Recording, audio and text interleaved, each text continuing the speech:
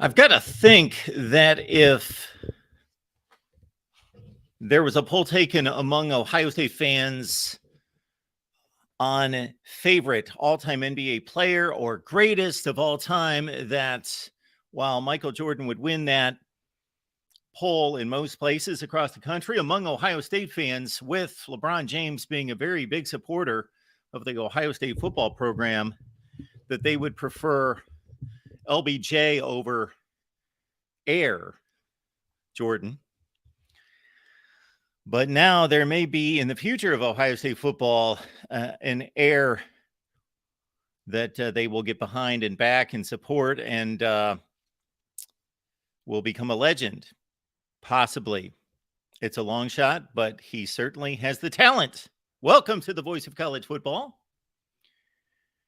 We, of course, break down the game we all love each and every day with you. Best discussion, debate, and analysis. That is the aim, the goal, and the mission.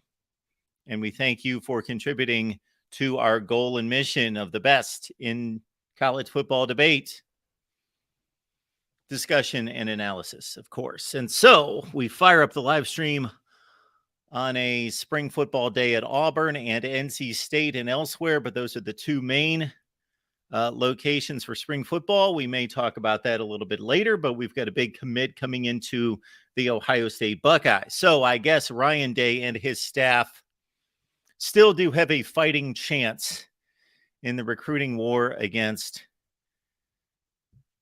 the Big Ten, against Indiana and against Maryland.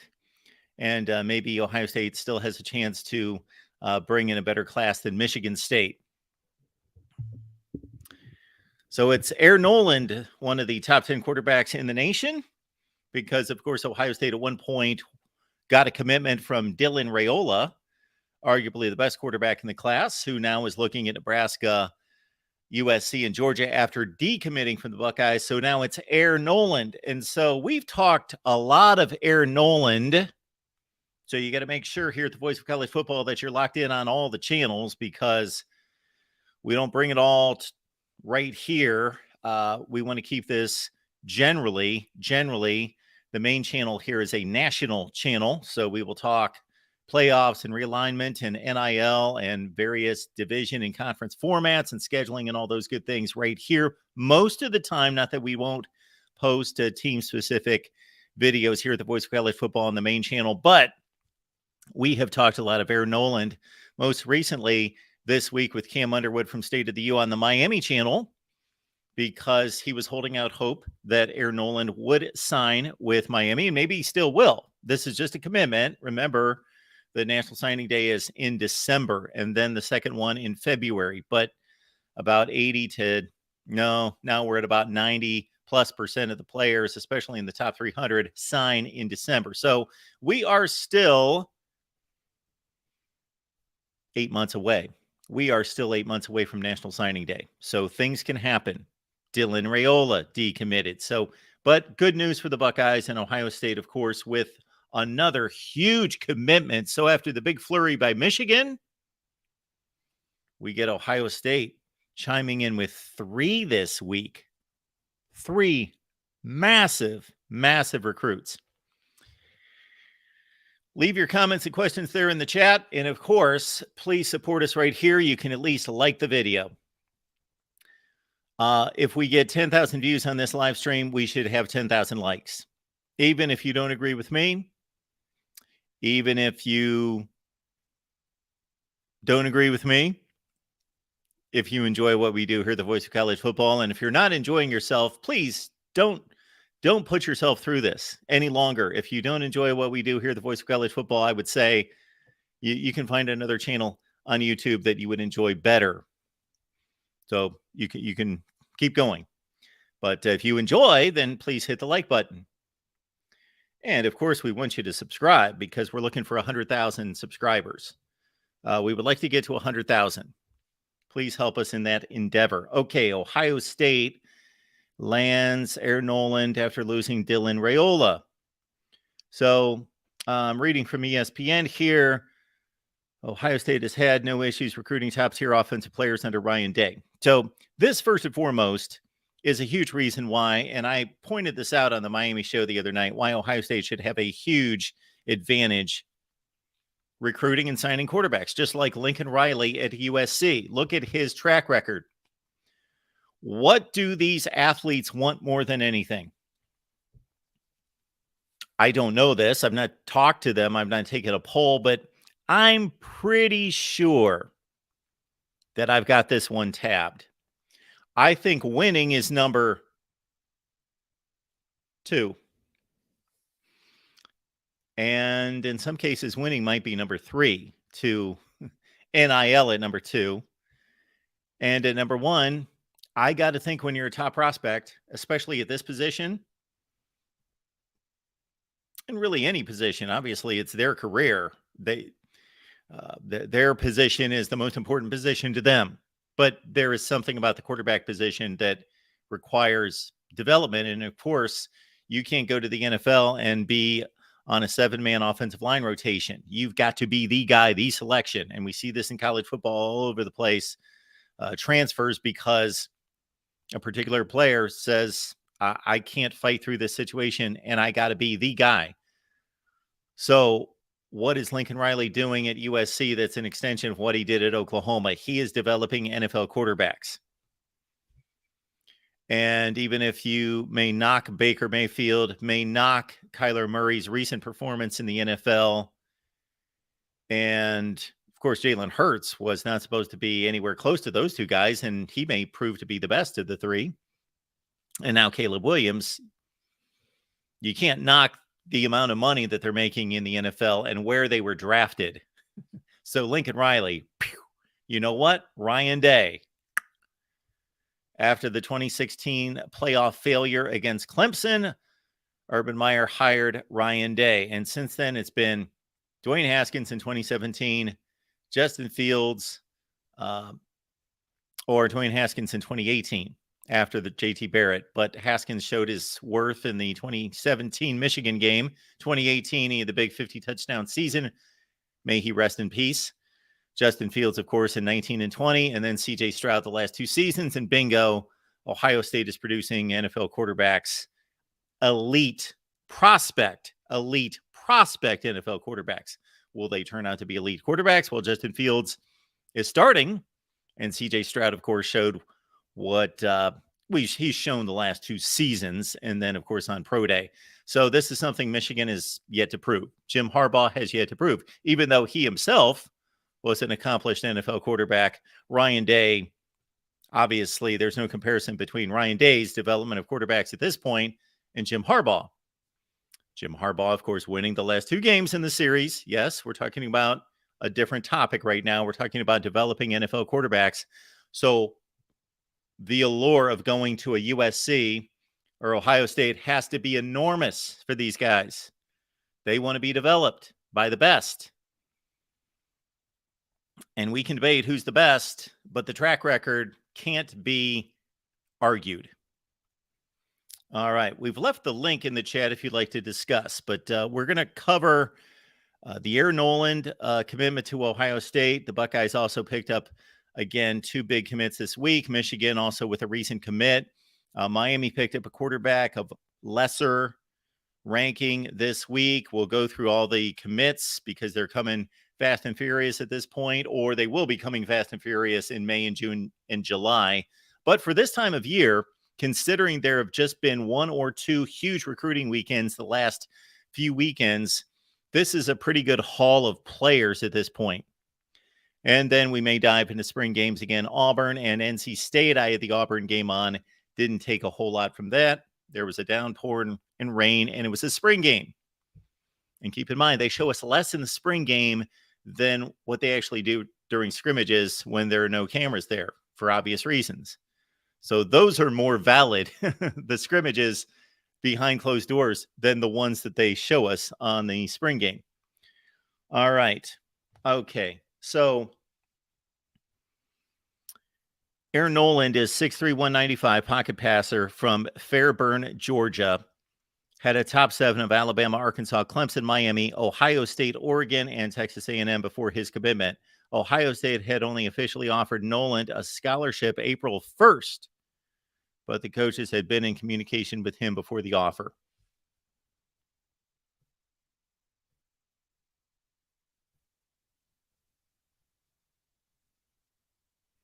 As a junior, Noland had 4,095 yards passing, 55 touchdowns, 4 interceptions. Not a bad ratio.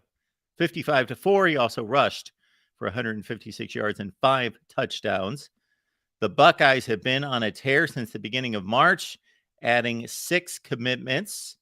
With Noland on board, Ohio State now has 4 ESPN 300 commitments and 9 total commitments, with 8 on the offensive side of the ball. So they've got 9 total commitments and 4 inside the ESPN 300. That's actually a low number for Ohio State. So I don't know why that is considered a tear. Let's go to the board here, because that doesn't sound. Let's go to 247. So Jeremiah Smith is the number 1 wide receiver in the country out of Chaminade, Hollywood, Florida. Number 1 wide receiver in the country. He chose the Buckeyes back in December. Mylan Graham was the commitment from just the other day, April 4th. We're talking about the number 1 rated player in the state of Indiana, the number 5 receiver in the country, a top 30 player in the country to Ohio State. James Peoples, we talked about that, of course. This just in the last week as well. April 2nd, the running back out of San Antonio, Texas, 5th rated running back in the country. He's a top 60 player on the 247 board as well. And now it's Air Noland. His rankings are 8th at the quarterback position, number 12 in the state of Georgia, and number 84 in the country. And then also for the Buckeyes recently, they've got another top 100 player in Ian Moore, who's 88th in the country, and Garrett Stover, the linebacker, at number 139. So I'm not getting, unless ESPN's rankings are far removed from 247 Sports rankings, when ESPN says that Ohio State's got 9 hard commits and 4 in the top 300, and they say that the Buckeyes have been on a tear, that's not consistent. Most of Ohio State's commitments are in the top 300 year to year, most of them. So 4 out of 9 is not a good ratio. And I'm seeing, according to 247, 2, 3, 4, 5 in the top 100, 6 in the top 139 for Ohio State. And again, 2 of the top 5 wide receivers, a top 5 running back, top 10 quarterback, a top 5 interior offensive lineman in Ian Moore, going back to last October out of Indiana, the 2nd rated player in the state. So Ohio State pulls in the top 2 rated players in the state of Indiana, who are 2 of the top 85 players in the country. So you don't think Indiana in high school football and great recruits and blue chip guys, but their 2 top players are in the top 88 in the country. And then, of course, again, Garrett Stover, the linebacker out of Ohio, is a top 12 player at his position. Deontay Armstrong is the other guy that was a recent commit the last week of March, the offensive tackle out of Lakewood, St. Edward, powerhouse in Cleveland. All right, let's get to your comments. And we will also, again, we have left the link in the chat. Please join the show if you would like. You are not forced to. I used to sit here and just talk for 3 hours and respond to your comments and questions there in the chat. Corey's here checking on us. We appreciate Corey being here. Mello, number 7, OH. Yes, big day for the Buckeyes. They get a quarterback in the class. And again, they've been on a roll since March 27th. 4 players in the top 100 in the country. 130 in the country. Not bad. All right. Also, we're simulcasting on the Ohio State channel for obvious reasons, but we also want to look to other commitments that came in the past few days. In terms of Air Noland, I have not seen his huddle tape. I don't watch huddle tape. No reason for me to watch it. It's just not what I do. It's not the focus of this channel. You get my analysis on certain areas, and then I bring on all sorts of contributors. They watch the huddle tapes. And again, Cam Underwood did a great job of analyzing Air Noland the other day. Kudos and recognition to Kevin Noon from Buckeye Huddle, who's a regular on our Buckeyes show, who said last week, despite, and at that point, I knew the name Air Noland. I knew he was a top quarterback. I had seen the target list and his final list, and I saw Ohio State on there, but I hadn't heard much. And based on what I did hear, I didn't think he was headed to Columbus. And Kevin Noon said, feeling good about this one. I think Ohio State's in pretty good shape here. And lo and behold, Kevin typically is on the money.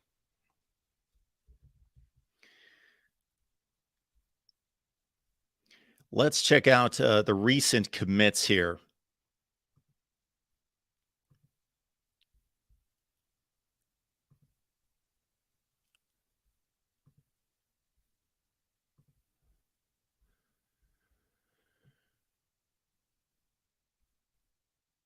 So again, look out in late May into June, July, and August. Look out for that section of calendar, because a ton of big recruiting weekends at the end of May and then throughout June. And you'll see where a lot of guys will visit a place and commit. They'll visit two places and commit, even if they've got other ones lined up. And some will, of course, play through their visitation schedule because, hey, this is the only time they're going to go through this. So why not? Others will cancel their visits. I don't think that goes on as much as it used to because these student athletes have been advised by a lot of people, and rightfully so, hey, enjoy the process. Visit campuses. You never know, even though you really like what you see at a particular destination and have built relationships, you just never know what the next stop is going to bring. And even if you're sold on your decision, again, experience other conversations, other trips to other campuses, and take all that in. So again, here we go. Air Noland, quarterback to Ohio State. We discussed him. Maryland gets an edge rusher, not rated.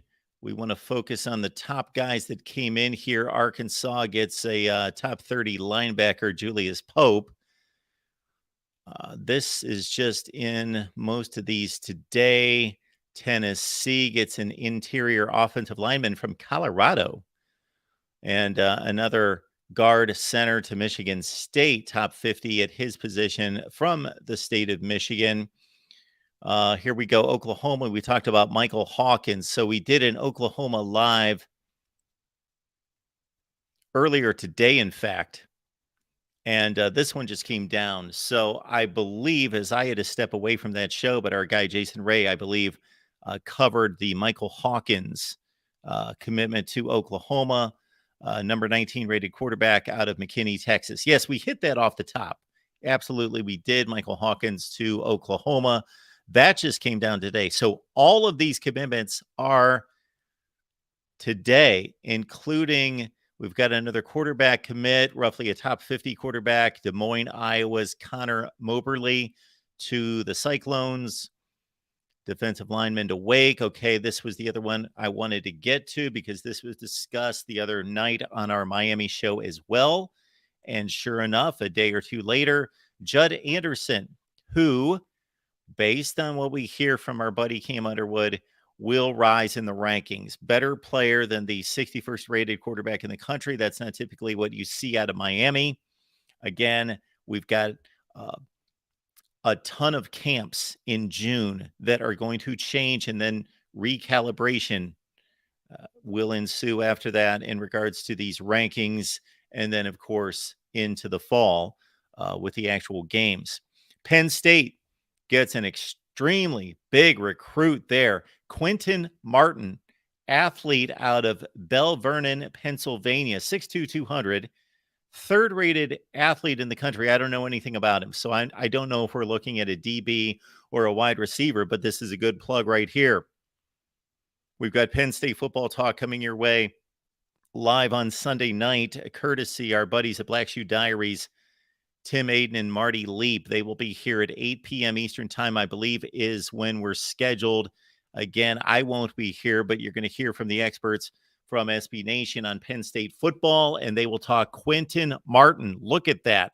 Top 30 player, number 1 rated player in the state of Pennsylvania, and a top 30 national player to Penn State, and that came down on Friday. You see Oregon. We talked about this recently with a few of our Oregon contributors over on the Oregon channel. Check it out. We've had some great discussions recently on Oregon football.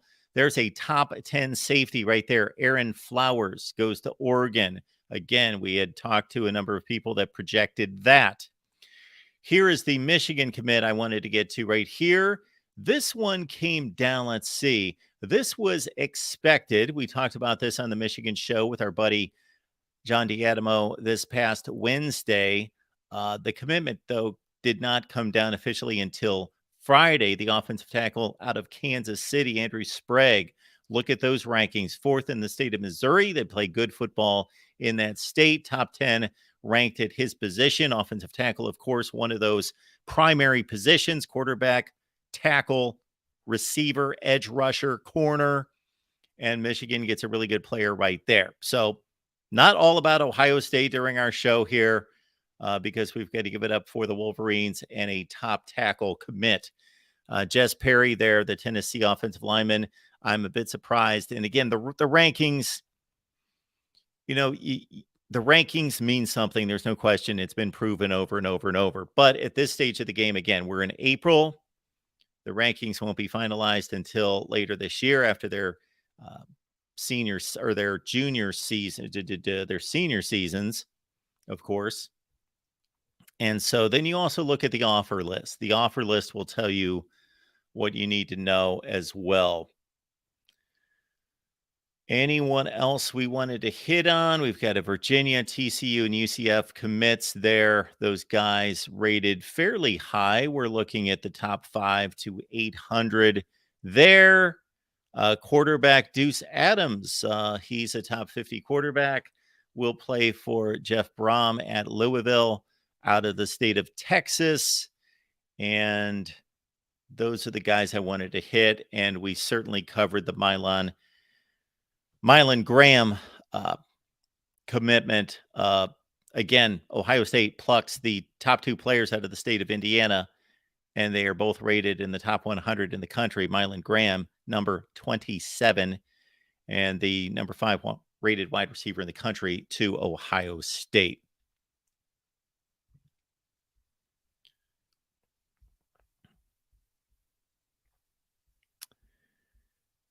We do appreciate Ferris being here as always. And thank you so much for the contribution, Ferris. These kids were all in middle school the last time Ohio State beat Michigan. Yes. Are we going to count the days? Do you really want me to do the math? Yeah. Yes. So Michigan fans who want to feel good will go through the calisthenics of the metrics of how many days it's been since Ohio State beat Michigan. Okay. And you've got every right to do so. Absolutely. Absolutely. If you want to hear a little Ohio State, Michigan angst, check out the live stream from last night. I think that's right off the top of the show. And my little debate back and forth. Well, it wasn't much of a debate. It was a stupid comment made by a Michigan fan. Then I put them in their place and I didn't hear back. So that was that. So yes, if 2 consecutive wins, yes, there you go. 2 consecutive wins for Michigan. Throw a parade. Throw a parade. I don't know if we can really call that a streak or any kind of significant dominance, but hey, those are the games that count. That meant Big Ten championships. They're huge. They're enormous. But hey, and you probably didn't feel like and really believe. I'm guessing most of you did not believe that any kind of turn in this series was going to happen this quickly or at this time, because Ohio State was just so far ahead of Michigan, it wasn't funny. I'm going to have my program rankings released here in the next few days, and that will be an interesting point to make because who was it? Will called the show here in the last couple days, and he read off somebody's top 10 programs in college football. We're going to rank all 133. He read off, I can't remember who it was, but they still had Ohio State as the number 3 program and Michigan at 6. Now, if you just go strictly by the games played on the field, again, I have no issue with anyone placing Michigan above Ohio State for obvious reasons, but there is still a lot to review when analyzing that situation, Ohio State, Michigan. All right. Comments coming in. What do we got here? Brant Weaver, I believe that's directed at me. I don't know. He says I'm preaching. I like to hear that. Sure. Not much of a preacher, but we'll give it a shot from time to time. Brant says, okay, you want to do the last 20 years, but not the last 80. If we do the last 80 years, if I'm following your logic here that Michigan would take over the argument, you may want to back that up. You may want to back that up to like 100+ years. If you do the last 80 years, what are we looking at? 1942. Wonder who won the national championship in 1942. 1942, 80 years ago. So Brant wants to look at the last 80 years, and I believe this is an Ohio State Michigan thing. Somebody look up for me who won the national championship in 1942. Because I don't know. I don't know. Wink, wink. Who won the national championship in 1942? Wink, wink. Wink, wink, everyone. 1942. I don't know who won the national championship. Okay. Ohio State won the national championship. Thank you. All right. Who else is here? We've got Alex. Thanks for the plug on Ohio State. Voice Mark. Pounding table. Dallin and Chip. Alex, boy, he is the guy when it comes to pounding the table for Dallin and Chip. They're good backs. I think they're much different backs, and I have a lot more faith in Dallin being an impact player going forward. But I would still tend to think that I know I have more proof. There is more proof that's been placed on the field, more production out of Mayan Williams and Travion Henderson. This is a great problem to have because Ohio State does top to bottom have the best running back room in the Big Ten. Michigan fans, I didn't say the top 2 running backs in the conference. Michigan is better 1 and 2 than Ohio State. Now, we may be talking differently this time next year because Ohio State certainly has the potential to overtake Michigan again with the best running backs in the Big Ten. And what about Penn State? But Michigan, has the best 1-2 punch. Penn State arguably has a better 1-2 punch than Ohio State. But if you want to go 5 deep, 6 deep, it's not really close. Now, you don't need 6 running backs. If this was an NFL situation, man, if I'm Ohio State, I'm dealing wide receivers and running backs. I am putting them out there on the trade market. I am saying, give me some offensive linemen. Give me some corners and safeties. What happened to Ohio State at cornerback and safety? That has been the biggest disappointment in this program going back to 2019 in particular, and then some shaky play a couple years prior to that. So 2019 was a bit isolated in terms of Ohio State fielding a great defense that year, a great defense. But they were a bit shaky the couple years before that. And then 2016 would be 2016, 15, 14, etc. Those 3 years, they fielded great defenses 3 consecutive years.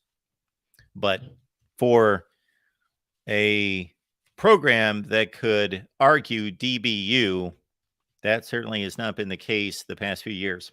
It was a bit amusing that YouTube the other day tossed me a video, and let's say that I'm not going to talk about or unveil the individual who produced this poorly produced, poorly thought out, and joke of a video, but they are an LSU individual that used to appear on our channel here, and they don't know what they're talking about. And it was amusing because you know how you jump on YouTube and you get suggested all these videos.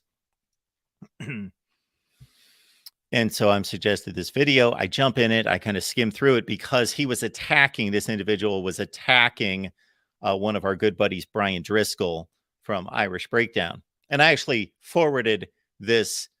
I texted this video to Brian Driscoll to say, you see what this clown's doing?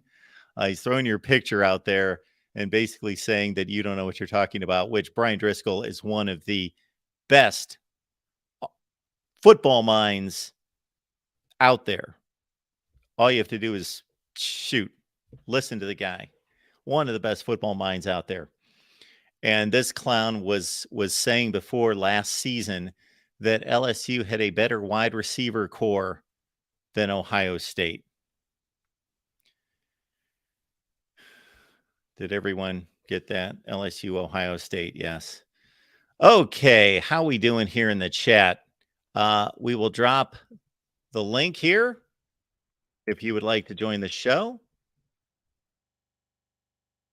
I just posted a video a couple hours ago.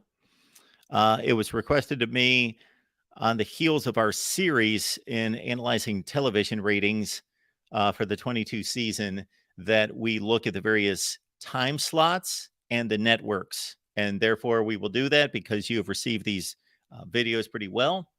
And so as long as we get the support on these video series, we will continue them. So we do in this case. So we will continue it. And so I produced a video that, we looked at the 10:30. We looked at the late night window because, of course, most of this is initiated by the situation going on with the Pac-12 right now, in which the Pac-12 needs a media rights deal. It was reported last night by ESPN that this media rights deal that we have been anticipating, not just out of thin air, but this has been a conversation led by 3 presidents of Pac-12 universities in particular, that there would be a unveiling, a deal struck, and an announcement in weeks. So this has been going on since January, that we have heard couple weeks away, and then suddenly ESPN reports based on its sources that we are months away, early summer at the earliest, June, July, August possibly, and noting that the Big Ten did not strike a television deal and media rights deal in total until last August, going into last season for the 24 season and going forward.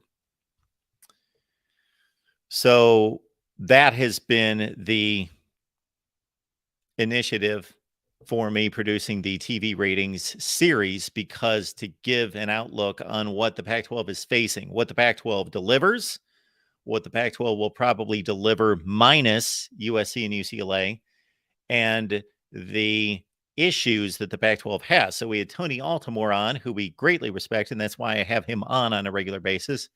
Do I agree with every single thing that he delivers? No. And so I challenged him on a few points, but I bring Tony on because he knows far more than the rest of us concerning this topic. That doesn't mean he knows everything, nor does that mean that he is going to project perfectly into the future. So you guys know that the way I approach this is I basically say, I'm not an insider. I don't know what's going to happen. However, I know football. I know the football brands and how much weight that brings with it. I know the athletic brands. I know the TV markets. I know the territory involved. And then I learn from others, Tony and others, in regards to the equation brought to the table with the academics, the culture, the relationships, all of that. Put all that together, and then you see it. The videos that I produce are based on solid ground. They're not wild projections or speculation. They are sound projections or proposals or um, options that are out there that are feasible. So right now, concerning the Pac-12, we're told by Tony that the Pac-12 is safe and that the additions coming to the Pac-12 are going to be soon, and they're going to be certain. And when Tony says certain, he didn't say 100%, because things can fall apart until the deal is signed and released to the public. Something can always happen. But the point is that it's about a 90% certainty that San Diego State and SMU are coming on board to the Pac-12, that the Pac-12 will be stabilized, and that for anyone who is doubting the Pac-12 or feels as though it's still vulnerable, and I'm one of those, not to the extent that a lot of people put themselves in regards to their evaluation of the Pac-12. I'm not in that camp that I just believe it's a done deal. The Pac-12 is going to fall apart. The Big 12 is going to poach them as soon as this media deal either doesn't get done or gets done and falls short of the satisfaction of the Pac-12 presidents. I'm not in that boat. I'm more in that 60-40, 40-60 range. I tend to believe that the Pac-12 is safe at the time being, meaning several years. And before our conversation the other night, in which Tony went the Stanford Cal route, meaning that's the point of instability in the Pac-12. Cal and Stanford, all the focus is on Utah, Colorado, Arizona, Arizona State, to a certain extent, Oregon and Washington for different reasons. They're kind of a obvious separation of those two sets of schools because of the Big Ten's dealings with Oregon and Washington and their obvious interest, beyond interest, their desire to move to the Big Ten, and the Big Ten's putting them on hold. But that Stanford and Cal, and what I would really like to know is, what is the ratio of how much do Cal and Stanford want to join the Big Ten versus how much does the Big Ten want to bring in Stanford and Cal? I think it would be tremendous for the Big Ten to add Stanford and Cal. Not that the football is going to improve that much, but Stanford can win. Stanford can win in football. Now, it's more difficult for Stanford to win with NIL being what it is in the transfer portal today than it was in 2012 when they were winning Rose Bowls. But Stanford in the Big Ten can win.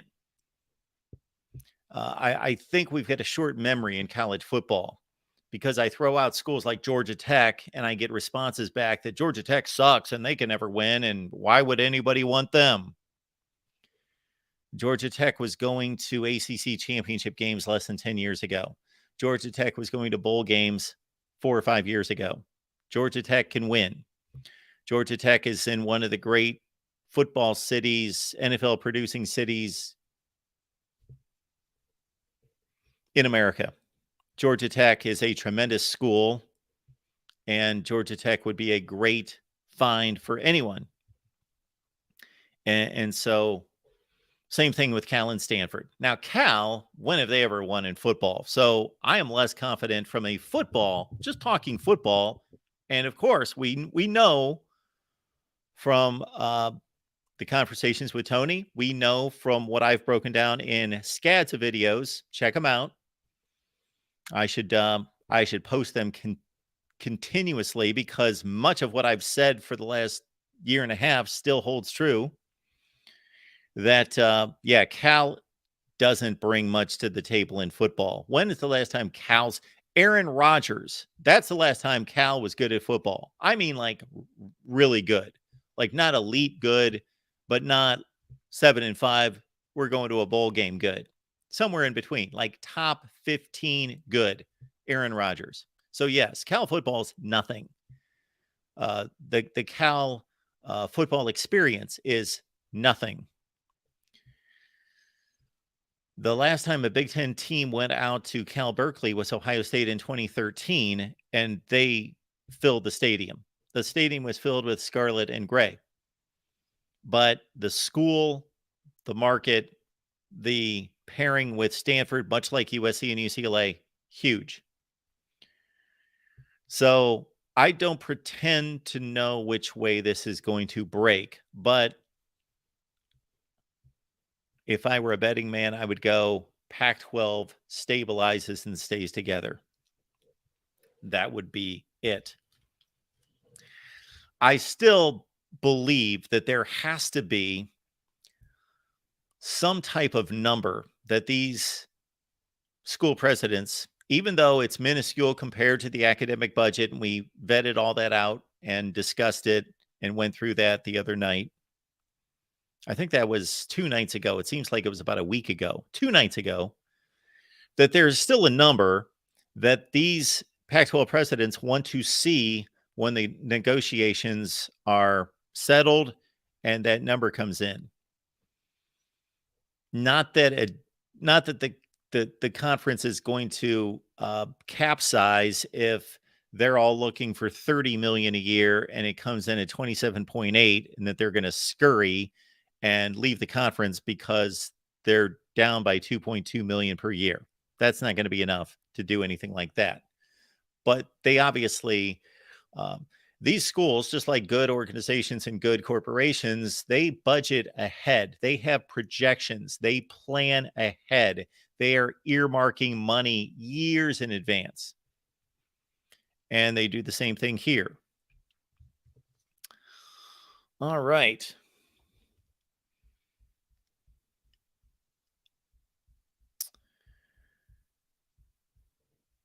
We do want everyone to know that if you are looking to sponsor us here at the Voice of College Football, so that means if you've got a business and we would like to let you know how you can profit, how you can benefit from sponsoring us here at the Voice of College Football, please contact me at MarkRogersTV at Gmail, because we will make it about you and how we will deliver for you. Also, keep in mind that if you're not in that situation, but you know of a good lead that we could follow, put us in contact with somebody. Again, if you've got a great idea or have a contact for us here at the Voice of College Football, we are looking for sponsors, and hit us up at MarkRogersTV at Gmail.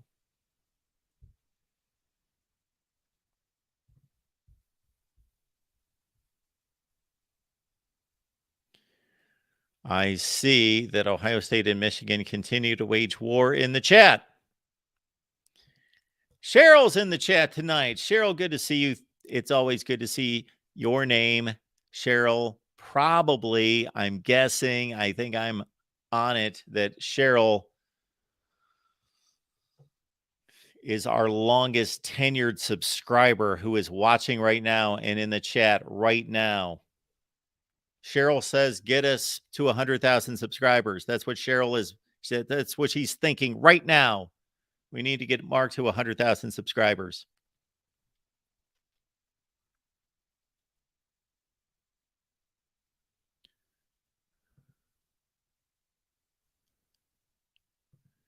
Texas Tech beat Aaron Rodgers. Salt of the Earth chiming in there. Yes. So was that a Holiday Bowl in 2005? I know that Aaron Rodgers got hurt one of those seasons, and Cal still finished off with a pretty strong year.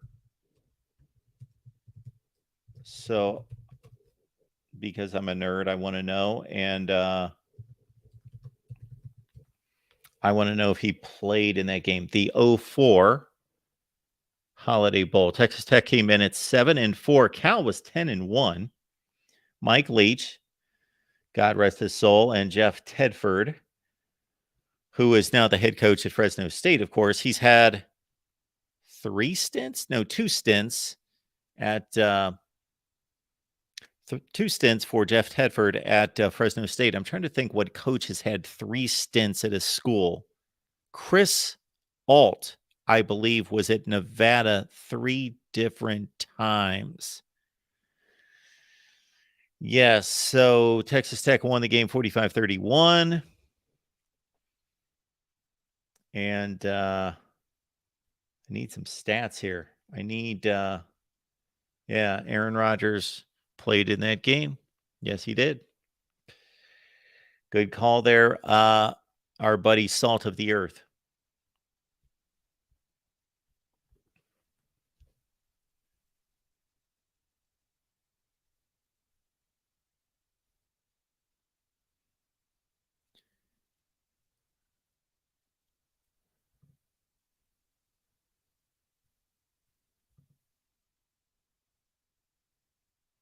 Oh boy, Connor, as they say, that train has left the station. As they say, Connor, that ship has sailed. So we had a long discussion here last night. If you want to hear me go off, then check out last night's live stream, because we were along the same lines with our buddy Chris, who called in and unveiled his realignment plan. I have no issues with realignment plans that are not reasonable. I have no issue with that. If your intent is making equitable conferences, let's say your aim is that every conference is equal from a playing standpoint. Of course, you understand that's going to change and fluctuate, but so that's reasonable. That's fine. Or if you're trying to bring football back to a place of geographic reason, hey, I applaud you. I posted a video like 5 years ago that said, these are my 6 12-team conferences, 72 in the Power 5 or the Power 6. And here they are, 12 teams per conference. And I made it all geographic. Plus, I balanced the conferences so that they were very close to being equal. But I didn't propose it as this is going to happen. I just said this is what I would do if I were the commissioner of college football. Okay. The problem was Chris was proposing this as this is going to happen. This is like in the future. And it was ridiculous. And I won't go on with it because it was just ridiculous. Because for one, Penn State's not going to opt to play in a conference with East Carolina, Temple, and UConn. So Connor, yes, I understand you want this, and I agree with you, Connor. Regionality, yes, you want to keep Cal and Stanford on the West Coast. They are on the West Coast, and they should be playing football. But we've already been removed from that. That this is done, gone. This is where we are, and so I am just telling you what could happen. And I really, I don't know what to tell you in terms of, I don't even have a prediction for, let's say, 10 years from now. So if you ask me, will Cal and Stanford be in the Big Ten in 10 years? I don't know. I'm at a toss-up place there. But do I think it's going to happen anytime soon? No. I think this is more of like a 3 to 5 to 6 year and out. Yes, the Big Ten should add Notre Dame. The Big Ten should add Notre Dame. The Big Ten wants to add Notre Dame. And again, if we had a commissioner, then the commissioner could lead a charge to bully Notre Dame into a conference. And Notre Dame belongs in the Big Ten. I don't know that anyone would debate that. I'm sure some people out there that are ACC fans would debate it, and I get your point because they are aligned right now with the ACC. They've got a contract, they've got other sports, but no, Notre Dame does not belong in the ACC.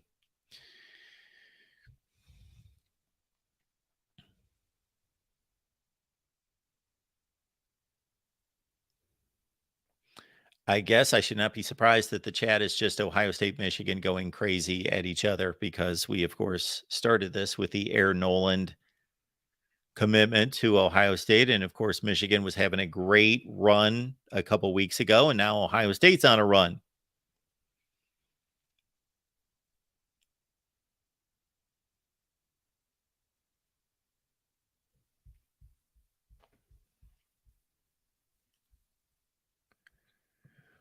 We've got our buddy. Let's see who this is. We've got the Scabble Gabble. Scabble Gabble. I don't believe that you have contacted us here at the show before, but we appreciate you being here. And you may be a Georgia fan, maybe you're not, and you bring up a great point. And you will love what I have to say because, yes, Frank Sinkwich led Georgia to a claim of the 1942 national championship. So yes, that's one that Georgia claims, correct? And so I agree with that claim. So what we've done in the past, and I got to get on this. This is another series I need to get on. I have taken notes all the way back to like 2006. Is we evaluate all the national championships here at the Voice of College Football. I've done this in the past. I will do it this offseason. That's my goal. I can't guarantee, but I believe I want to go through the entire history of college football because there are national championships that are screwed up. Most of them are actually, believe it or not, most of them. That doesn't mean that the team that was awarded the national championship voted to be the national champion. In most instances, it's not that they need to be stripped of that national championship. Some do. Most of them earned it, but there were other teams. And so what I'm proposing is a pretty messy national championship listing of teams each season because, unfortunately, not enough games. The right teams didn't play each other. So typically, most years, about 3 or 4 teams earned a national championship. Most years. But of course, if I was presented as an AP voter during the 40s, 50s, 60s, all those seasons up until 1998, I would have had to vote for one team. Even if I thought, you know what, this is unfair. Both of these teams earned the national championship because they both went 12-0 and they did not play each other. Washington, Miami, 1991. So my point would be, I guess I'm going to split my vote. I would have hated to do that, but I guess I would have always split my vote and said, okay, 1997, Michigan, Nebraska. Why are they leaving it up to me to decide who the national champion should be? Because they both earned it. They should be playing. So I guess I would have split my vote in 1990, 91, maybe not in 1990 because of the Colorado situation. They lost a game. They tied a game. Sure, they played a much better schedule than Georgia Tech, but they, of course, also had the 5th down gift.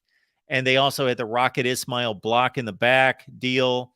They were gifted a lot that season. Georgia Tech would have been my number one vote in 1990, which also leads me to remember a project that I'm working on that we've invested a lot of time and resources, meaning a lot into, and had certain things not happen in my life that would have been available to all of you by now. But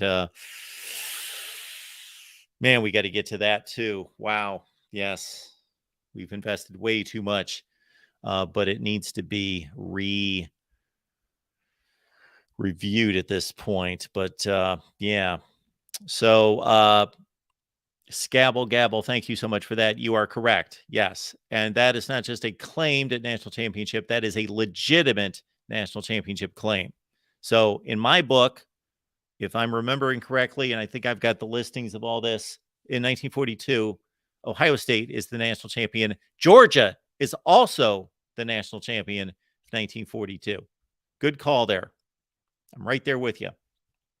Ferris, will top teams take on better non-conference games as a result of the 12-team playoff format? No. They can afford to lose a game with the new format. Okay. So we can only conjecture here. However, I'm guessing no, that they won't.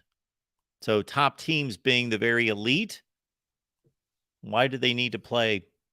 Why did they need to play good non-conference games? This is another huge flaw in the sport, is where these teams schedule their own games. So Ferris, yes, Alabama, Michigan, fill in the blank. They can go 10-2 and make the playoff. They can go 10-2 and make the playoff. But why, unless you really believe that it's good for your program, good for recruiting, good for your players to see that kind of an opponent to cut their teeth on entering the conference season. Why? Because then you risk having a little bit of a letdown in the regular season and missing the playoff.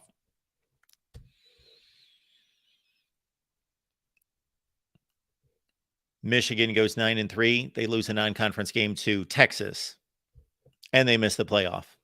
Where had they played the non-conference schedule that they've played the last 2 years, they go 10-2, and they're a 9 seed in the playoffs.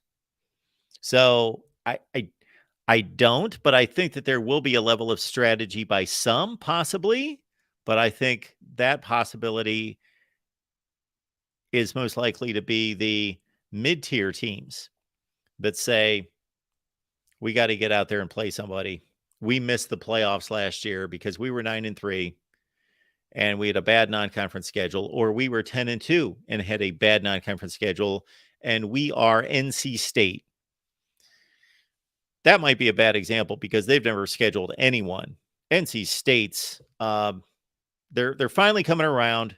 They scheduled Mississippi State recently and Texas Tech. Okay. But man, for a long time there, NC State, they were one of my whipping boys. Is that the term? Anyway, yes, they were one of those programs that I was down about. Texas Tech didn't schedule. Baylor doesn't schedule. Now Baylor's starting to. Again, they've got a date with BYU. They played them the last 2 years. They've got Utah coming up.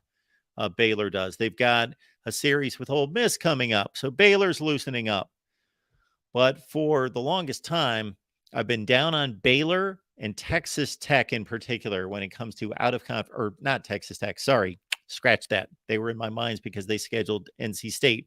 NC State, because of my videos that you may have caught at some point, there's a few of you that find them rather amusing because I've gone after Dave Doran. Now, Dave Doran, the last few years, better job, better program. So I've let off of Dave Doran. There for a while, I was on him.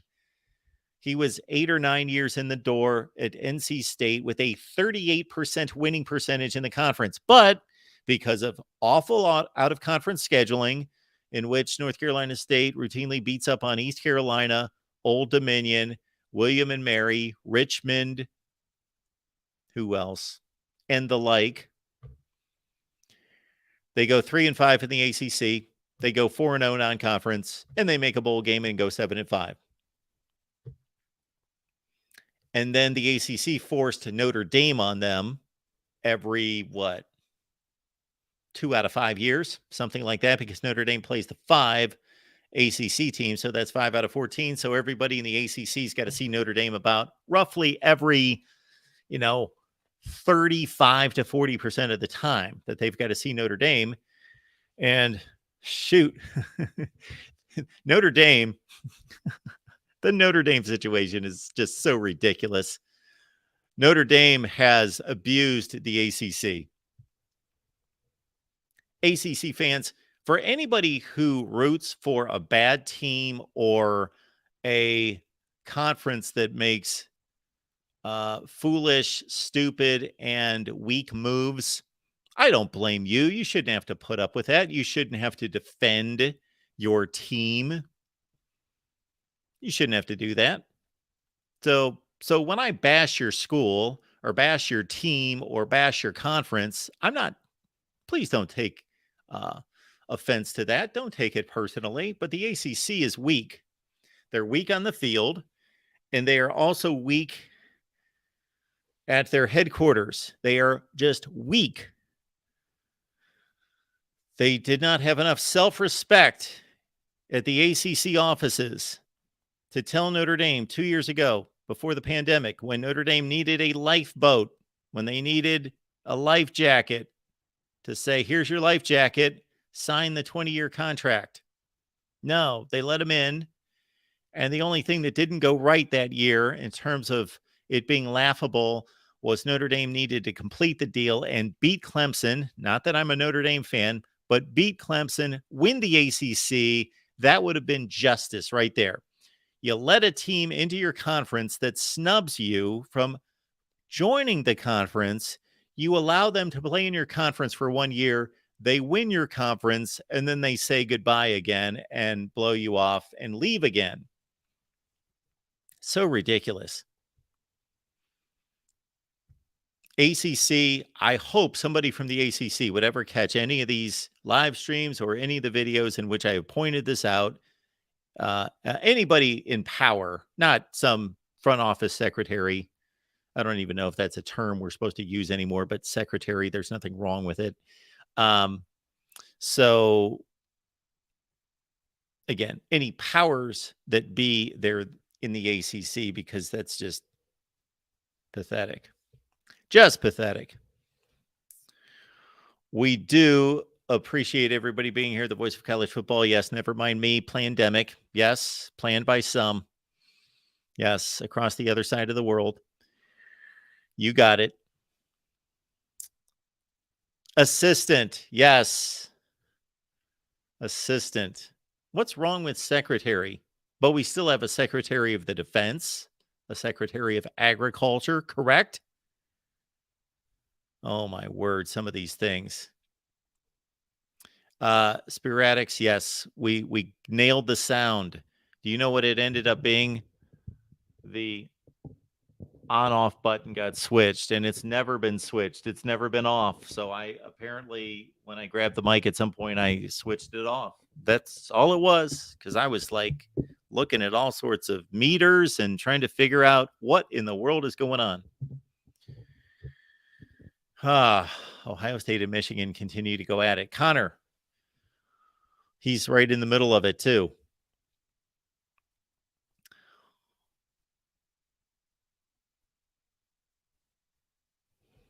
Well, folks, I've done the damage that I've come here for. I wanted to outline the Ohio State commit and a good week for the Buckeyes. I also wanted to go through a number of commits since I had seen that Tennessee's gotten a few nice commits. Of course, Michigan in the last week and others. Penn State with a huge commit a few days ago. Most of those came down just today.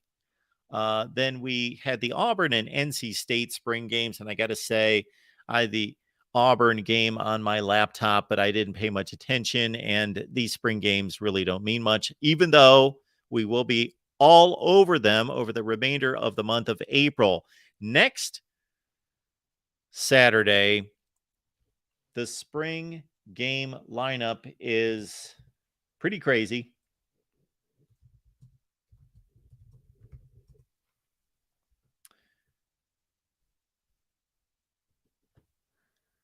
Okay.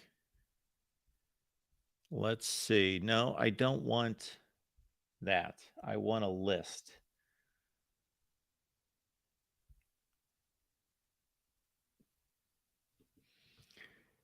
All right, here we go. Thursday night, Florida's on the SEC Network Plus. So maybe we should do a Florida post-game spring game show on Thursday night. Maybe we do that. Maybe we watch the Florida spring game and do that up big. So Florida going on Thursday night. Then on Friday, anybody on Friday worth anything? Eastern Michigan, South Florida, SMU, UCF, Texas San Antonio, TCU, and Miami of Florida on a Friday.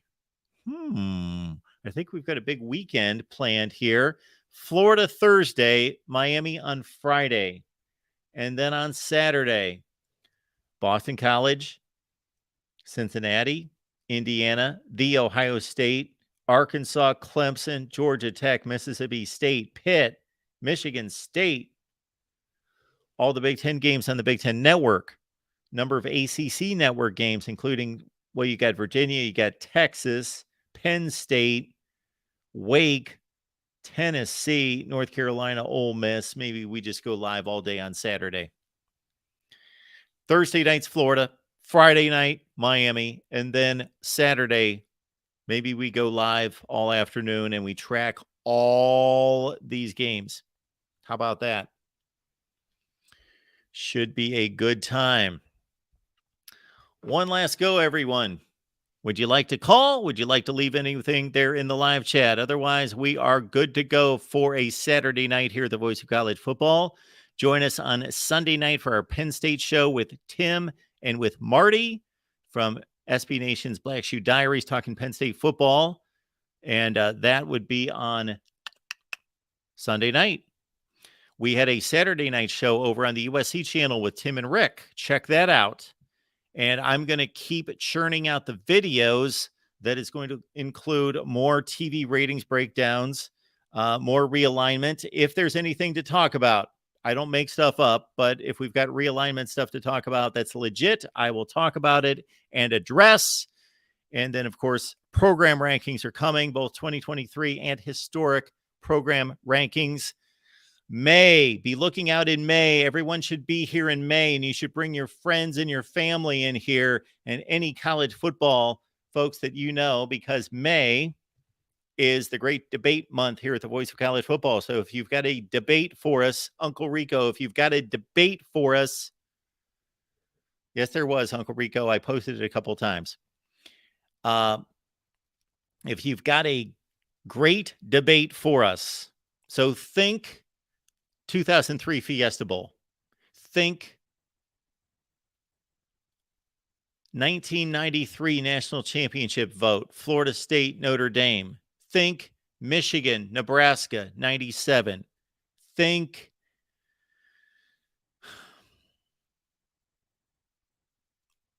college football playoff scenarios, formats. Think all of that. Great debate month of May here at the Voice of College Football. Yes. All right, everyone. Appreciate you being here at the Voice of College Football. Happy Easter, everyone. Please remember what the day means. And again, we've got a Penn State show coming up on Sunday night with Tim and Marty. Please check them out. And I will be here for the Big Ten show on Monday.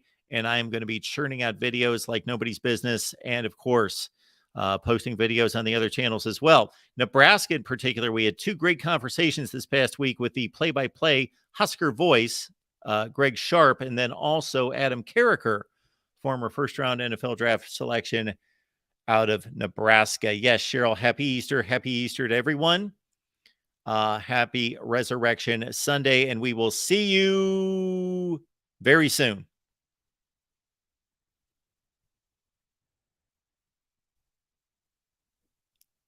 Unless Tim wants to come in here and talk. This is what happens sometimes. Hey, just a shameless plug. And this happens that like 3 hours later, I'm still sitting here. But this is fine. I was throwing the link out there, telling people, hey, I'm gone unless somebody calls in. And here we go. We got Tim here. Yeah, what is it with the all our callers? Hear you. Oh, that's bad. Oh, that's me. Okay, you hear me now? Yes, that's me. What's going on, Mark? Are all our callers hibernating these days? Is this? They do. They, I guess, just want to hear me ramble, or they want to pick fights in the chat. Well, that's always fun.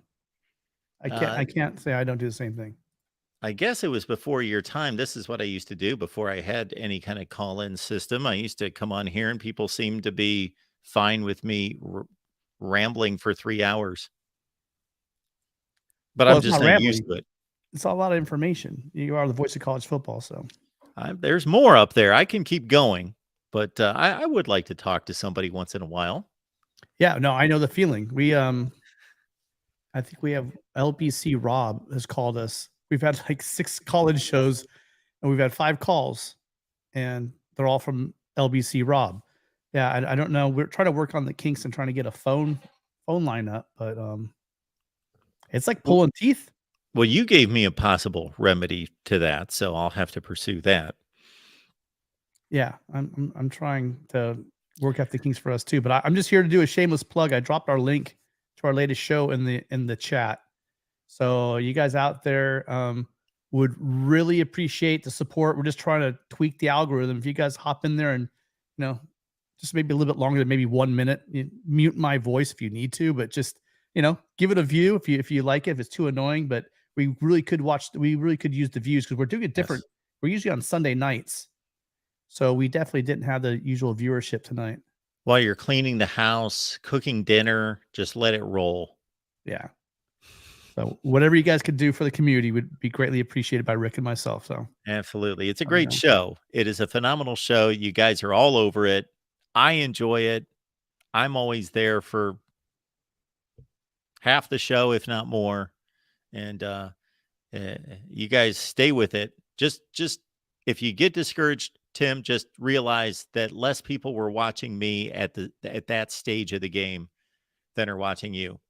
Well, to be fair, we did get to walk. You already had like 3,000 subs, and I think the hardest probably this whole business is getting your first 1,000. Yeah. So when you gift wrap the fact struggle. that we had 3,000 people already established on your channel, that makes things a little bit easier for us. We were just cherry picking your viewers. So yeah, let's see here. So USC's spring game's coming up on the 22nd. Is that the date? no, 15th. Oh, so they're coming up next week too. Oh yeah.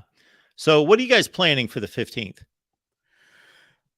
So we're actually going to the game, and I think we have a line on some press passes. Nice. That's hush hush. We will see. We're trying. It's hush hush. Well, I mean, because I don't want to go out. No one's listening, right? Mark, just me and you. Well, I mean, it's only like us and 100 of our best friends out there somewhere. Absolutely. So I don't want to announce it on the show because I didn't want to, in case it doesn't come through. But we've been really Rick's friend Jamie knows a Trojan great in John Jackson, JJ, who's amazing receiver, late 80s, early 90s, set records at USC, and he was also the announcer on the radio. He did the color play on the radio broadcast. So it's been nice talking to him, hearing some inside stories. I finally feel like I have an insider. I was talking to him, he was telling me all this stuff about happened in the locker room, the Pete Carroll years, because he was doing a lot of, he was in the locker room at those times because he was covering the team. And so just got some really cool stories from him and stuff. And he might stop by. He's going to stop by this Sunday. So our show will be this Sunday, and he'll be giving us his view of the spring game. That right there, I just went to my channel analytics and I picked out the first 2 years to the date, launched in March 26, 2010 to March 26, 2012. That's how many subscribers I had after 2 years. That's 17.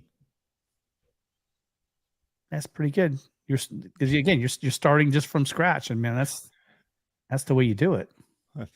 Let's see. After 5 years, we started ramping up here at some point. It took a while. 1,800 after 5 years. Good Lord, that's not much. Yeah, it after I hit about 5,000 is when it started going somewhere. Yeah. Started going somewhere. I have heard people just getting that first 1,000. It's like you're just grinding and grinding for that first 1,000, and then slowly you can start monetizing and slowly moving away towards the positive. But anyone thinks you just get on. And then another thing people don't realize is, I mean, unless you're Mark Rogers, who just has this vast amount of knowledge in your head, the time it takes, you have to do a lot of research for your show and kind of get stuff together and be ready. Because I mean, sure, there's some people that like Matt Zemek is a lot like you. Matt just knows, he knows football, he knows Trojans, he knows Trojan lore. So he can get up and start talking. He doesn't need to prepare for the show or anything. But man, I'll tell you, I don't think people realize how much time goes into a lot of shows.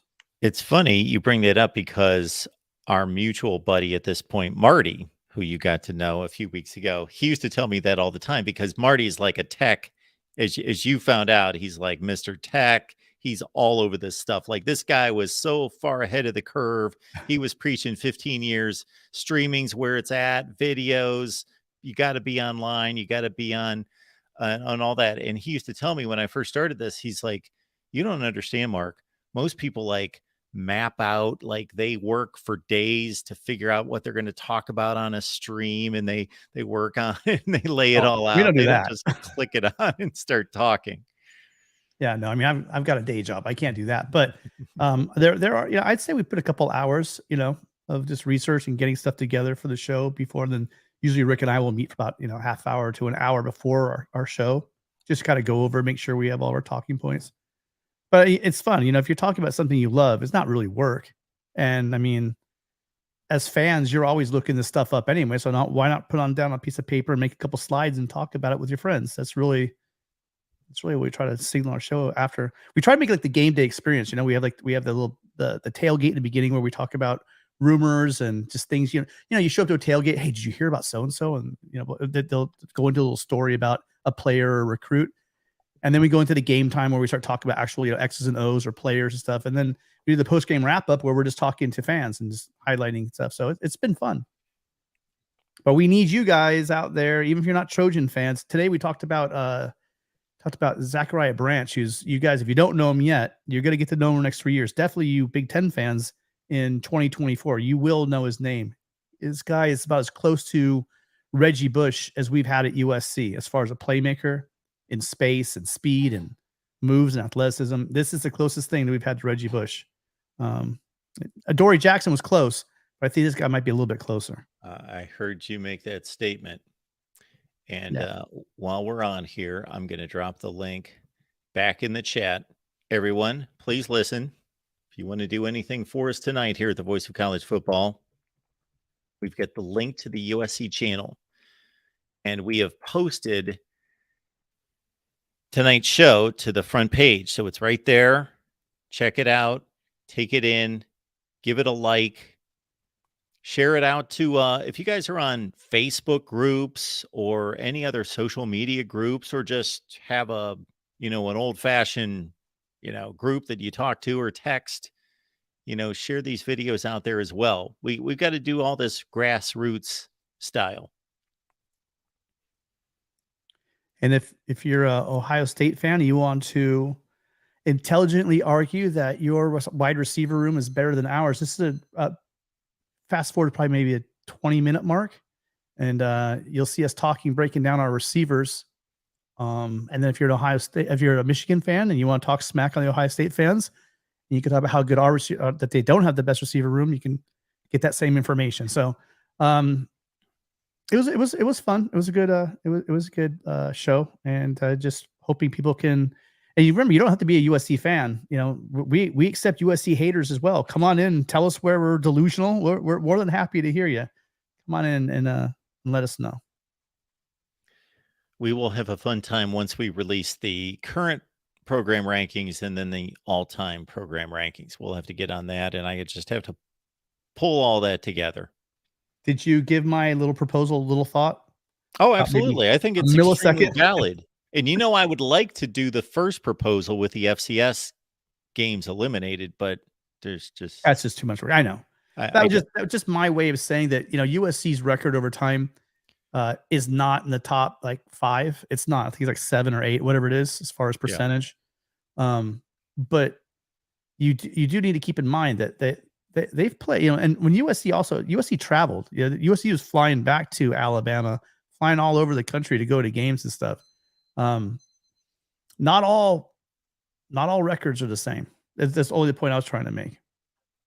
I can only think of Ohio State playing one FCS game, and that's because Jim Tressel wanted to throw a bone to his former school.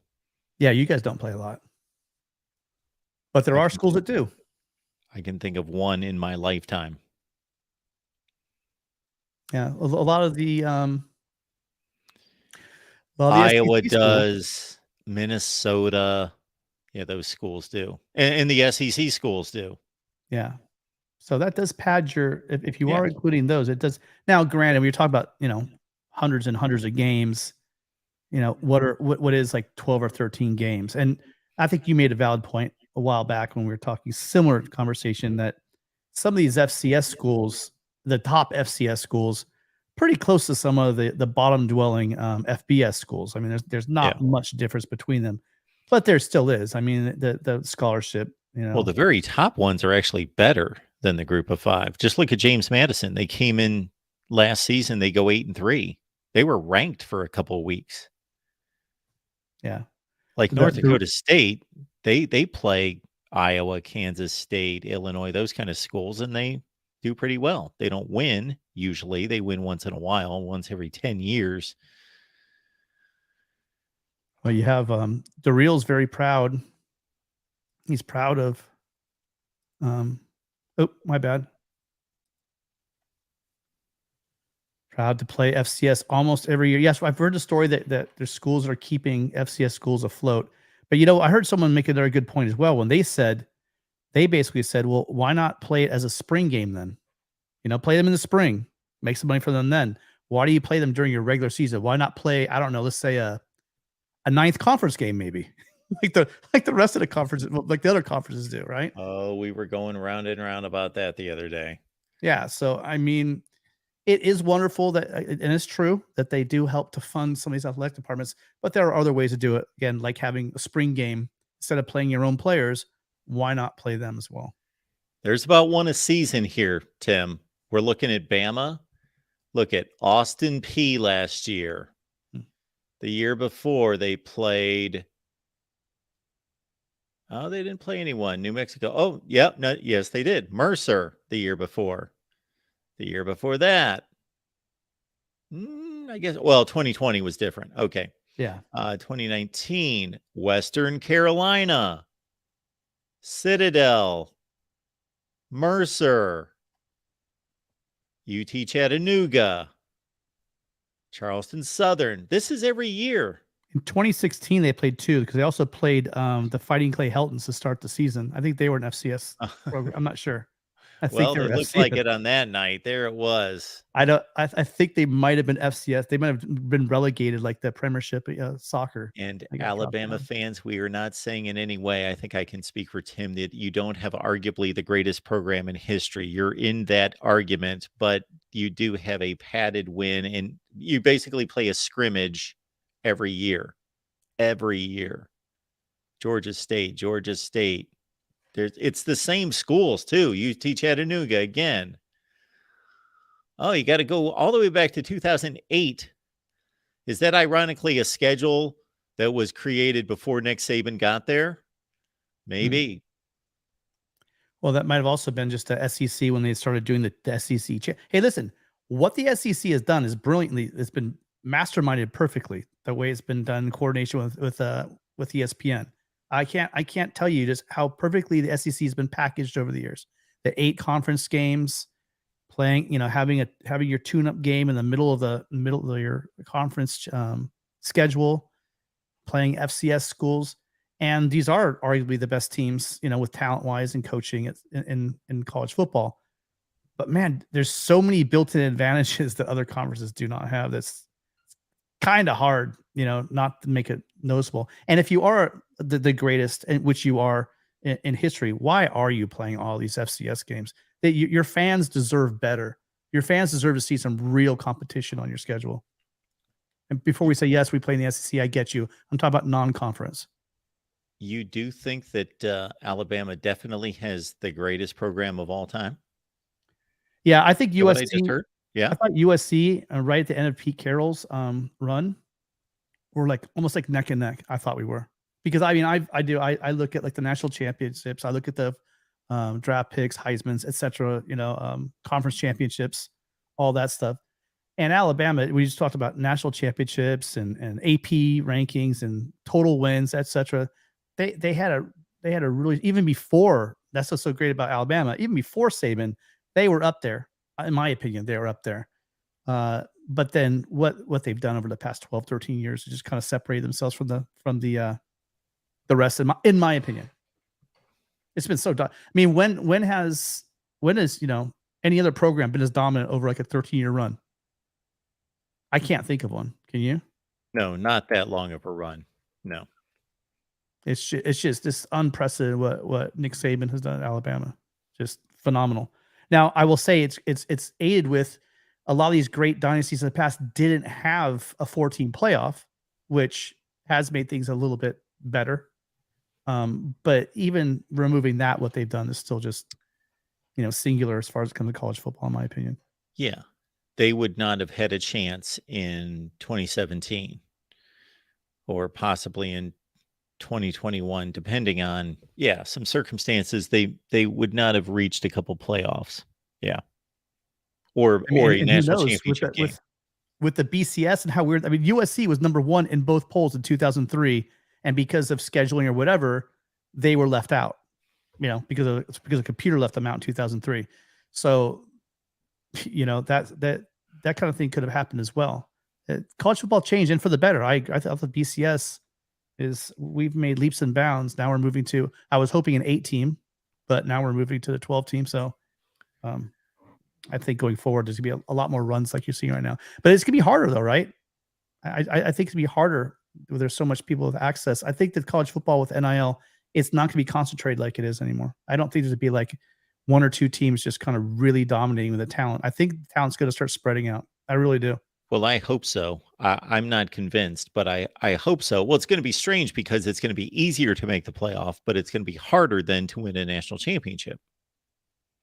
Yeah, I mean, I still think it's going to be the same top 8 or 9 teams, 10 teams that are pretty much in there in most years. But that's better than 3 or 4. Right. And we know that in sports, it's not always the best team that wins, especially in tournament play or in this kind of a playoff, we would call it really a playoff. There's upsets, and the more games you got to play against quality teams, there's more chances of you being upset. So yes, it will be a situation where Georgia can't just sit back and think they're going to be in the championship game. And they might, with sports, it's all about your matchups, and if that other team does something really good that maybe you're not very good at, you could be exposed. So, Tim, I've got a great candidate to join you on your USC show. Since that was our topic a few minutes ago, we want to get people on over to the USC channel and specifically to Trojan Conquest. We've got a great candidate. Do you see the comment on the screen right there? Noof Dog should join you on your USC show. He says, Big Ten football is man football. USC will learn the hard way. I don't know what to say to people. I'm going to do a short because first there was talking about the travel. Oh my God, they'll be traveling so much. I'll give you guys a little teaser on what's going to be. Basically, USC is going to play 9 conference games in the Big Ten. And every year they're going to play UCLA. So that means on that road game is going to be at home. So really, you look at 4 road games, and they'll probably have it to where they show up on a Thursday, and you do your practice at a walkthrough, and then Saturday's a game, and usually you would fly out. But what's going to happen is USC is just going to hang around, and they're going to stay there for a whole nother week, and then they're going to play their game and fly out on Saturday. So, for instance, they might play Ohio State and then Purdue, and there's very minimal travel there, and then they come back to California and they have a couple of home games, and then they say they got to fly out and they play Maryland and Penn State, right?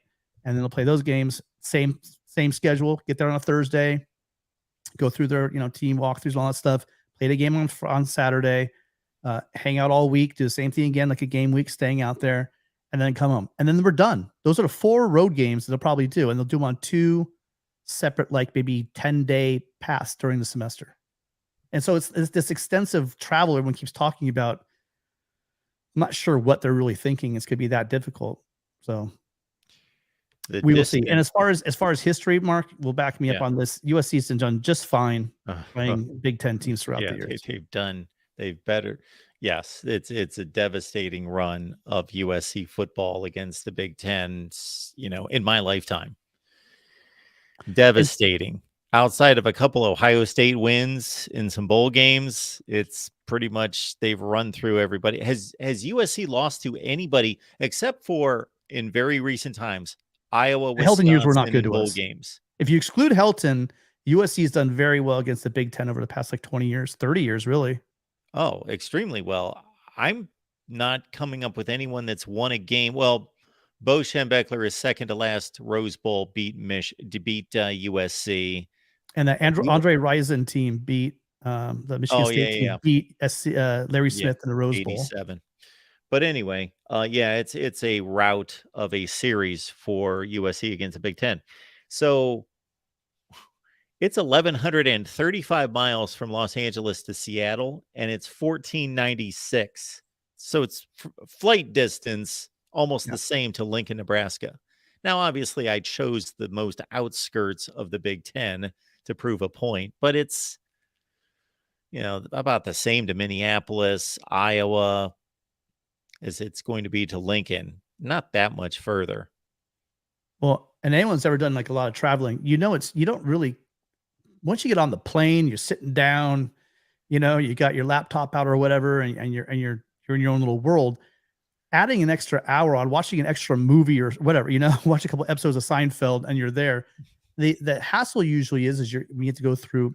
Remember, these guys do chartered flights. They're not going through LAX and standing in lines. They get on a plane and they fly. And so adding an extra hour or hour and a half onto a flight, let's say they're going all the way to Maryland. Yeah, adding on that extra flight time is not that massive of a deal. It really isn't. So now the weather, I'm not saying anything. The weather is going to be interesting, but remember they go up and play in the Palouse up in Pullman, Washington. That's cold as heck too. They play Colorado, they play Utah at altitude. I'm not saying it's Camp Randallville or anything. I'm not saying it's like that, but it's not like these guys are going to be, oh my gosh, it's cold. Where's my sweater? And it's going to be so minimal. I am telling you that we don't see weather in the Big Ten until the last couple weeks of the season. Now, is it possible that it can be 40 degrees at the end of October? Yes, it is very possible, but that's stretching it. And the equipment that they have. So there's a reason why they used to play the games in South Bend against the Irish same time. Last game in November, right around Thanksgiving time, but it got so cold that players on both teams were getting frostbite. It was an abnormally cold game. And the USC administration said, okay, that's it. We're not coming out here in November. And part of it also was, you guys got to be real. A lot of this stuff is also big time donors. And so, they don't want, they want to escape the cold. That's why they love coming to California in late November, and from Chicago or from Indiana, and then flying out to LA to have like a weekend or a week in warmer weather. But I was arguing, we had a big conversation on our show about, with the Big Ten and the Big Ten schedule, we had a caller. We had someone watch our video and asked us a question. I think it was an Irish fan saying, what's the story with USC playing in the middle of the season? I know that the Pac-12's allowed it to happen for Stanford, and they made concessions for Stanford and for USC to play Notre Dame. But is the Big Ten going to be? So before going farther, what's your take on that as far as the Big Ten saying, yeah, we're going to let you play that game in October?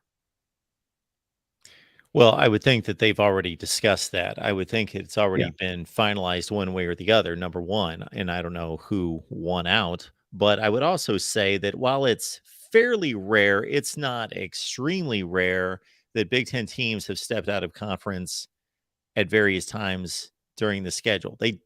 It's less than other conferences. They're pretty strict about, we play the non-conference, we start playing the conference games, and then we stay in conference. But I can think of all sorts of games that have broken up the conference schedule for a number of teams through the years. I would bet that they're going to accommodate USC. That would be my lean that they did. I think so too, and I think Matt even said this is something, and like you said, what Matt said, it totally makes sense that this is something that very on the negotiations they said, okay, so we got this thing, it's called Notre Dame, and we play them in October. Is this going to be an issue? And yeah, I think it can be accommodated, but I was just thinking also just talk about your ultimate leverage against Notre Dame to join the Big Ten. Yeah. Because now that USC's play, and I am not advocating that USC stops playing Notre Dame, right? In 2026, it's going to be the 100-year anniversary that we've been playing them consistently with probably maybe 2 or 3 games, I think 2 games during World War II and then 1 during COVID. So that's 3 years out of the past 96 years or so. We've played them every single year. So they definitely are our number 1 rival. I'm not advocating for that to go away whatsoever. But this isn't, now that we're moving into the Big Ten, if USC gets into a conference championship, so we're talking big picture, right? We're talking Heisman's, the years where we have a Heisman Trophy guy, or the years that we have national championship aspirations. That end of the year, we're going to be playing a Big Ten championship game, right? If we're thinking we're going to go to national championship or that high or playoff, we're talking that we're a really solid team. So playing in the conference championship game is going to be huge, as far as TV eyes on TV for like Heisman and for voters and polls, etc. Even if they lose, if they have a valiant game, so that could replace the Notre Dame game. If every other year we're playing either Ohio State, right? If I understand this right, we'll be playing Michigan or Ohio State. Probably stagger them every other year. We'll be playing with the three. Was it 3-6-6 model? No, wait, am I doing that right? Yeah. 3-6-6 model. So you could be playing like, either Michigan or Ohio State. And again, I think they could probably stagger them every other year. So that's a big game for USC every year that I don't know is going to bring more eyeballs. You guys had over 17 million. Granted, it was, I know the game's big, but that was a really big one, right? Both teams are looking at national championship. Yeah. That the height of that game only tacked on a couple million. Even when they're not good, people just watch that game. But anyway, I got to think that the Big Ten's perspective on USC and Notre Dame would be bring it on. We want to tack on another marquee game on our schedule. We'll accommodate that. Heck yeah. Do we want eyeballs on our new member against one of the great programs, and this being one of the great rivalries that's now part of our conference? Heck yeah. I'll accommodate that. I wouldn't stand in the way of that if I was the commissioner. But it kind of flies in the face of what I'm talking about. Then a nice, clean 4-game Midwest run that USC has to do every year. Yeah. Now you're adding that 5th game in every other year, and that now makes it either a 3-week stay, or that means you're traveling out to the Midwest. And I'm not saying that it's not a challenge at all, but I was talking to. So Matt said, okay, so if they do it this way, then so fine, give us a game against Purdue or Indiana, or Northwestern, right next to that time when we're going to, or you could really, for instance, you could probably even say Michigan State or Michigan. Give us a game against these guys, and then give us a bye, right? So you'd fly out there, and you would play that little bookend game, and then you get a bye after that game, which would be. But my idea was, okay, so we're not married to the idea that game has to be played every year in October, because I talked about originally it was in November. They said, hell no, it's too cold. Move to October. Well, now we could, USC, wasn't it Notre Dame the one that said, hey, well, now that we're playing this tough schedule in the ACC, we're going to drop Michigan State, and we're going to stop playing Michigan, because they used to play Michigan State just like USC every year. And I mean, partially the fact that the Michigan State was winning a lot of those games as well. They played Purdue every year. Not that Purdue's a juggernaut, but they played Purdue every year. And they dropped them. But I mean, but the Michigan State rivalry was, maybe a step up from the Purdue rivalry. Yeah. And so, but they dropped them like a hot rock as soon as they joined the ACC. So there's also precedence for that fact. And again, I'm not advocating it. It's not going to happen. USC is going to play them. But what if we move the game again from being in October to a week 0 game? Because then you really do have all the eyeballs in the world on you. It would be you could start that tradition. If Notre Dame or USC has a Heisman candidate, sure, it was always great. Like Bush and Leinart, really had a showcase. Even my goodness, even Williams, what he did against UCLA, against Notre Dame, just running circles around them. That had to have helped his Heisman stock. So it's good to have that end of the year. But what if we move that end of the year dramatics and attention to kicking off your Heisman campaign? Where think about a week 0 game, USC, Notre Dame, I think that'd be huge numbers. So that's also an idea. Sure, it would be. So I'm just trying to figure out, honestly, as a fan, what's best for USC without losing the Notre Dame rivalry. It's maybe a lot of hot air, and at the end, it's probably just staying, like you said, in October. They'll probably knew about it before, and they'll probably keep it at that time. But I don't know. It'd be some really good leverage to say, hey, you could come back to playing Michigan, Michigan State, Purdue, USC every year. It's called the Big Ten Conference. Why don't you join us? So that would be a tremendous move for the Big Ten, no doubt. I've been all over that for years and years and years. Felipe saying, week 0 Notre Dame, no. I would love to know why. Call in. Tell me the error in my ways. What am I doing? What are we doing wrong? Why not week 0? I mean, why is October any better than week 0? Yeah, I can't really answer that from a logistical standpoint. It does have to grow on me, though. It just doesn't feel right. Like an August game, Notre Dame, USC in August. You're going to put all that on the table in August. Wow. Well, I mean, the best time for it is the end of the year. That's when it was traditionally, and there's still. I'm saying maybe in the years that it's maybe staggered, maybe because I'm sure they still want to come out and recruit, and I know that's really important for Notre Dame. And if you think about November now with the early signing day, coming out and maybe pressing the flesh right before getting ready for early signing day is still a great opportunity for the coaches to come out here. As I said before, it's a great vacation for the alumni to come out during probably cooler weather out in South Bend than it is in Southern California. I'm just trying to keep things open because, I mean, I don't know. Yeah, sure. USC, Notre Dame in South Bend in October. That's great. But I'll tell you, I've never gone to a game in October where it's like a nice sunny day, even in October. And I've been to maybe about, I don't know, probably 6 or 7 games. Really? Wow. I can't think of one where it was nice, especially lately when they play them at night. Like for some reason, all the SC Notre Dame games are being played at nighttime. And I mean, I hear all the time from people, it's football weather. It's football weather because you don't have a choice. That's what you've always grown up in. You know what I mean? I think if you gave the players, and quite frankly, if you were honest about it, fans, if I say, hey, why don't we play in 70 degrees and sunshine? I bet you're going to opt that over, holding onto your mug of hot cocoa in bleacher seating as close as you can, packed in like sardines, and moving around just so you can stay warm. I don't know. No doubt. That's not football weather. That's like torture to me, actually. That's all I got, Mark. I got you, Tim. Appreciate you being here. All right. Again, everyone, it's the USC channel, and it's Tim and Rick's show. Typically on Sunday night, they recorded and went live tonight. So check it out on the USC channel. We've dropped the link a number of times, and I will again. Get on over there. Give them a like. All right. Appreciate it. Thank you, guys. See you later. Thanks, Tim. And as you see on the banner right there, this is a big deal for us here at the Voice of College Football, because this is a way that you can contribute without sending a super chat, without sponsoring the show, anything like that.